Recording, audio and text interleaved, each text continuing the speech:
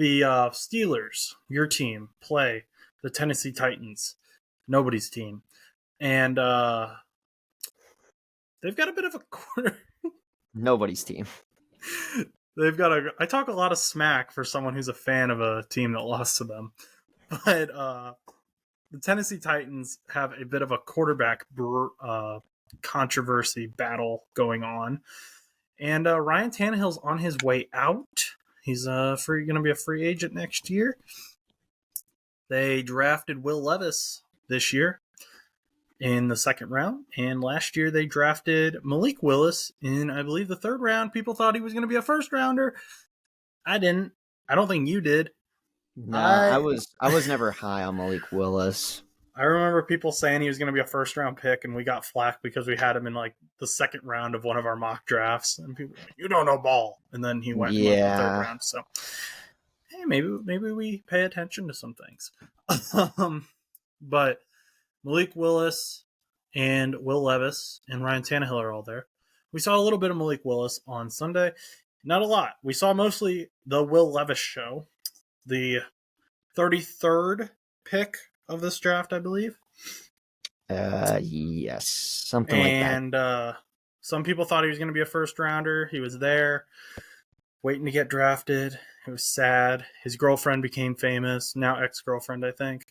I think they broke up. There was some story on Snapchat about it. Maybe it wasn't true. I don't know. Anyway, his girlfriend at the time became famous. He also became famous for putting mayo in his coffee. Which wasn't entirely true, I don't think. I think he was trolling the media for that. Facts. I think it's facts. And then he just decided that was weird and wanted to backtrack. But he failed. We're still reporting on it. He played great, though. He played great. Yeah, I mean, he can do whatever he wants. He can put anything in his coffee. Yeah, I mean, the thing with it is, I mean, going into tonight's game, tomorrow's game, whatever you want to call it. The thing about it is, this will be kind of a test for Will Levis. And the reason I say that is because they did play Houston, and I do think Houston is a pretty okay team. However, Stroud was able to figure it out like pretty quickly. They were able to get the balls off fast and quickly.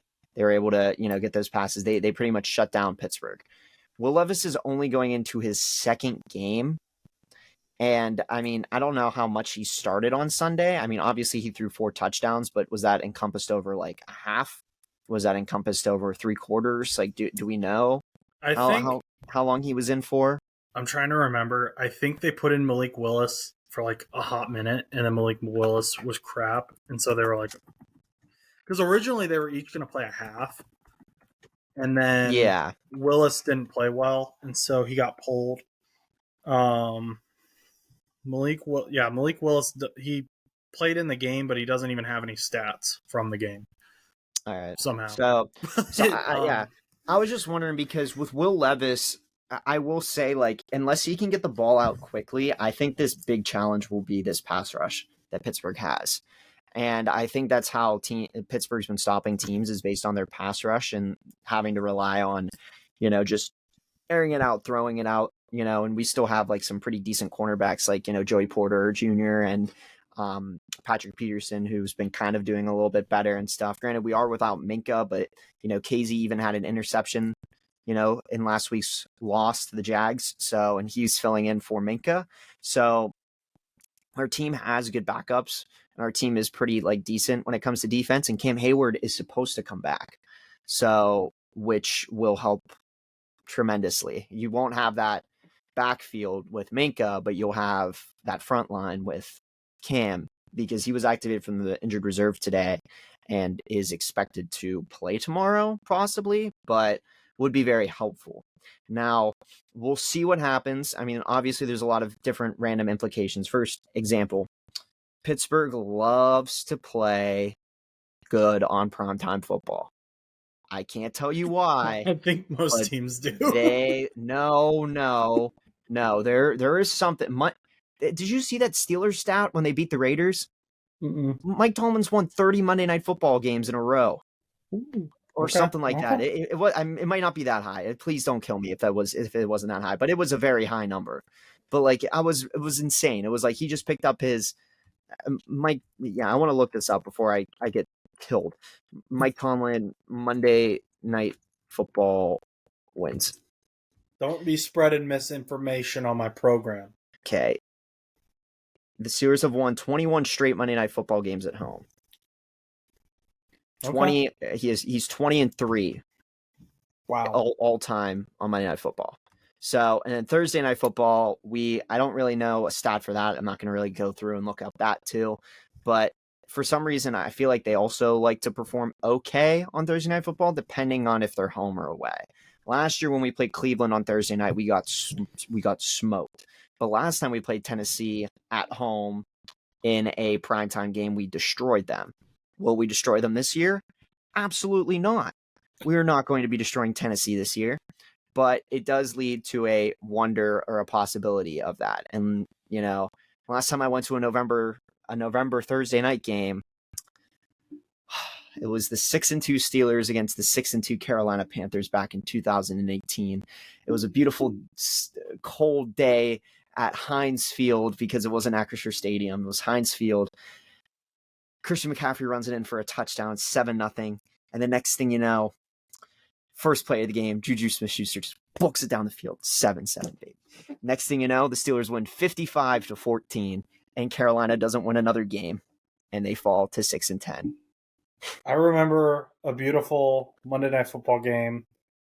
Ryan Finley was starting for the Cincinnati Bengals. No one thought the Bengals had a chance, and Ryan Finley led. Do you remember what year? Do you remember what day that was? Oh, it was late in the season of 2019, I think. Yeah. I remember Von Bell standing over the top of Juju. Oh, are we going to go this route? No, we're not going to go this route. It was a wonderful 2015 wildcard game where the Bengals had beaten the Steelers until Jeremy Hill fumbled in the jungle so hard. Cutting your mic. I cut your mic. You want to talk about the fumble and jungle last year? Let's talk about the 2015 No.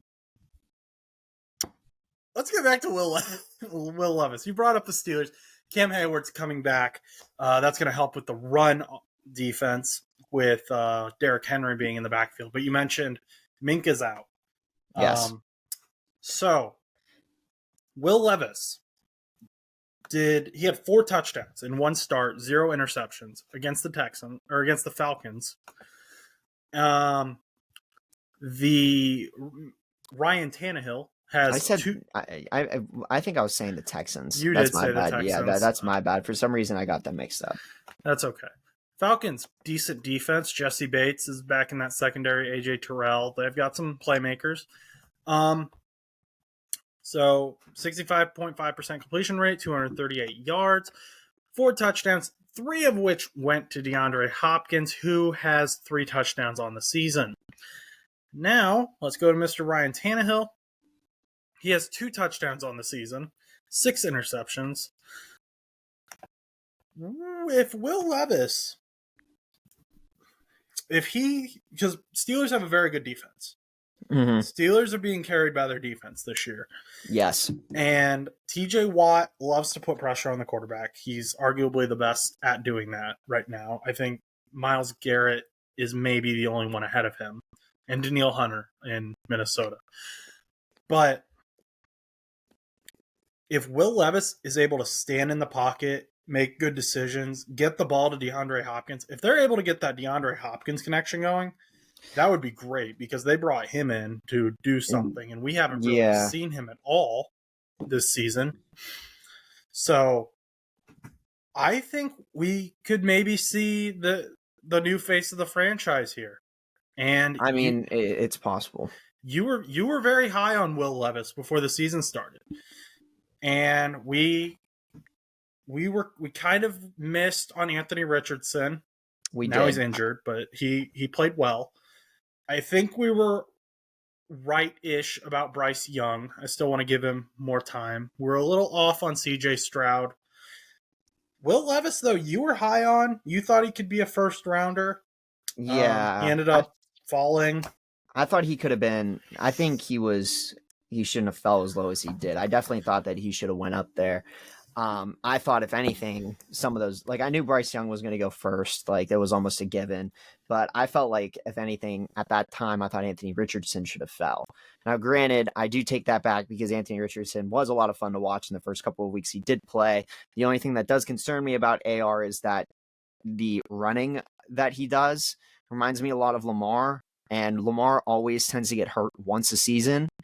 So I don't really want that for AR. I want him to be able to use that cannon that he has. Lamar Jackson doesn't really have those weapons or that cannon, whereas, Indianapolis could utilize some of their weapons that they have. Because, like, I don't know, Baltimore is always weird with their wide receivers. They have like 18 wide receivers. I can't keep count anymore. Like Zay Flowers, Odell, and then they throw to Duchesne or whatever his name, or Duchesne. What is his name? Duvernay. Oh, Devin Duvernay? Yeah, Devin Duvernay. Duchesne.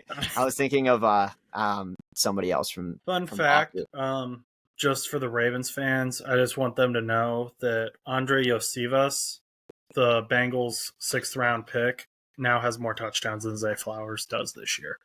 That is all. It hurts my fantasy. Continue your point. But yeah, I always thought Will Levis could be good. He came out of Kentucky, and Kentucky had a really good year last year. And I always thought that, he should have been a little bit higher because, granted, obviously you still have those Alabama, Ohio State quarterbacks and stuff like that are playing. But I had something where I was like, I feel like this guy's going to be good. And, and then he fell, and I was kind of like, I guess they see something wrong with him. Tennessee took a chance on him. I mean, heck, I even, in one of my fantasy leagues, I drafted him like in just a snake draft, just because I was like, he's going to start at some point. And I knew he was going to. And guess who's starting this week in my lineup? Will Levis. So, that also might be because Russell Wilson is on bye, and it's a 14-person league, which is different than the one that me and you were in. So, and there's just no quarterbacks in that league. So, but the league we're in, Kirk Cousins, who is out, is the best available quarterback on the waivers, just for the record. That's how bad it is. But yeah, dude, our waiver out. But nonetheless, I was very high on Will Levis, and I think we could see a lot from him in this game if they can get that target going. But there's 2 implications with it. Number one, can he handle the defense that Pittsburgh's been putting up? Because granted, Pittsburgh's been inconsistent. They allowed a lot of points to Houston. They allowed a lot of points to San Francisco. Every other team, they've kept it relatively close and shut down the offense. Can they handle the pass rush? On top of that, what will Will Levis do on primetime football in Pittsburgh? He played. It was a Tennessee game on 1:00. As a Steelers fan, what do you want to see from Will Levis? Like, what do you think the weaknesses in your defense are that you want to see him target? Oh, just those quick passes. If he can just figure out ways to do just constant slot routes, slants, getting the ball out quickly, that's how Stroud killed us in Houston. So if Will Levis can do that, like change his game plan a little bit up with that, because TJ Watt's going to be coming in hot. Cam Hayward's going to be coming in hot. You might have Herbig out there. You might have a lot of players rushing that line. So you're not going to have a lot of time. And that Pittsburgh crowd on Thursday nights are crazy loud because it's a dedicated fan base, and we still have a winning record. So they're going to be loud tomorrow or tonight.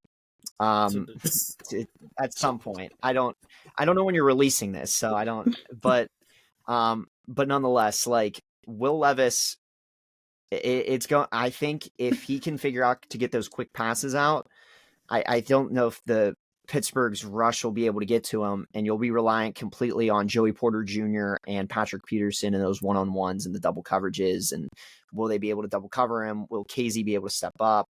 So, because, I mean, you could even try to use the run game because we also can't stop the run still. So we still struggle against the run. And with Derrick Henry being a beast that he was, Nick Chubb was running all over us before that weird leg injury happened. So all I'm saying is I expect quick passes and runs. And I think that's how you win. But if you wait too long in the pocket, Will Levis is going to get sacked like 8 times. Well, maybe not that many, but So we probably won't see a lot of play action then. We'll see a lot of just quick slant routes, likely. Yeah, because I mean, there you might get some play action, but the problem is like if you hold out too long, or if you're like looking for a long bomb, like for example, like if you're going like 4 verts or something like that, and you have to wait for the play to develop, there's no way that Will Levis is going to be able to wait for that play to develop. You know, those players get that happy feet. You know, a lot of that stuff happens. So it's like you got to really be careful. You know. Okay. Well, that's what we've got for Thursday Night Football. We've got possibly Will Levis doing a on-field interview for the face of the franchise of the Tennessee. Thanks for watching that video, guys. If you want to check out a most recent full episode of No Butts About It, that's going to be right over here. Yeah, right there. Check that out. And if you just want to see more short clips, we're going to have one right over here for you to watch. Check out No Butts About It on Spotify, Apple Podcasts, anywhere you listen to podcasts, so you can listen to us on the go. Once again, have a great day and go do something nice for someone.